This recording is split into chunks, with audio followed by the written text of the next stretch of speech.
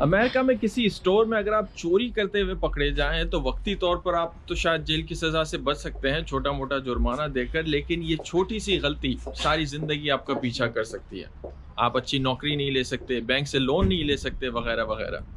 کیونکہ کبھی بھی کوئی بھی امپلائر یا کوئی فائنینشیل انسٹیٹیوشن جب آپ سے ڈیل کرنے جاتا ہے تو سب سے پہلے آپ کا بیک گراؤنڈ چیک کرتا ہے، اور اس بیک گراؤنڈ میں اگر کوئی جرم نظر آ جائے تو آپ ان تمام چیزوں سے محروم رہ سکتے ہیں۔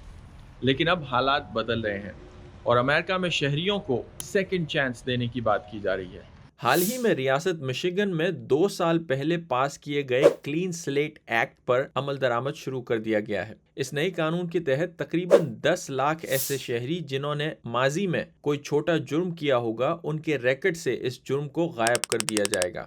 شرط یہ ہے کہ جو جرم انہوں نے کیا ہو اس کی سزا 92 دن یا اس سے کم ہوگی، اور اگر کسی شہری نے کوئی ایسا جرم کیا ہے جس کی سزا 92 دن سے زیادہ ہو تو پھر ایسے صرف 4 جرائم معاف کیے جائیں گے، کچھ شرائط کے ساتھ۔ لیکن اس نئے قانون کے تحت وہ جرائم معاف نہیں کیے جائیں گے جسے یہاں پر سیریس کرائم تصور کیا جاتا ہے، مثلا ایسے جرائم جس میں کسی دوسرے شخص کو جسمانی تکلیف پہنچائی گئی ہو، یا پھر کوئی ڈومیسٹک وائلنس کا کیس ہو، یا پھر نشے کی حالت میں گاڑی چلانا ہو، یا پھر ایسے جرائم ہو جن کی سزا 10 سال یا اس سے زیادہ ہے۔ ان سیریس کرائمز میں ہیومن ٹریفکنگ کی وائلیشنز بھی شامل ہیں۔ ریاست مشیگن سمیت امریکہ بھر میں تقریباً 10 ریاستوں نے اب تک ایسے قوانین پاس کیے ہیں جن کے تحت ان ریاستوں میں موجود شہریوں کو سیکنڈ چانس دیا جائے گا اور انہیں زندگی بہتر طریقے سے جینے کے مواقع ملیں گے۔ حالیہ اعداد و شمار کے مطابق امریکہ میں ایسے قوانین کی وجہ سے اب تک 70 لاکھ سے زائد شہری فائدہ اٹھا چکے ہیں، اور آنے والے دنوں میں امریکہ میں وفاقی لیول پر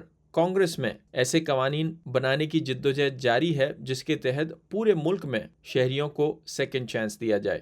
عموماً وفاقی لیول پر ایسے قوانین پاس کرنے کے لیے بڑی حد تک دونوں پارٹیوں میں کوآپریشن درکار ہوتا ہے۔ اب آنے والے مہینوں اور سالوں میں امریکہ کی 2 بڑی پارٹیاں اس مسئلے پر کتنی متفق ہیں، فی الحال اس کا فیصلہ کرنا مشکل ہے۔ That's it. See you next time.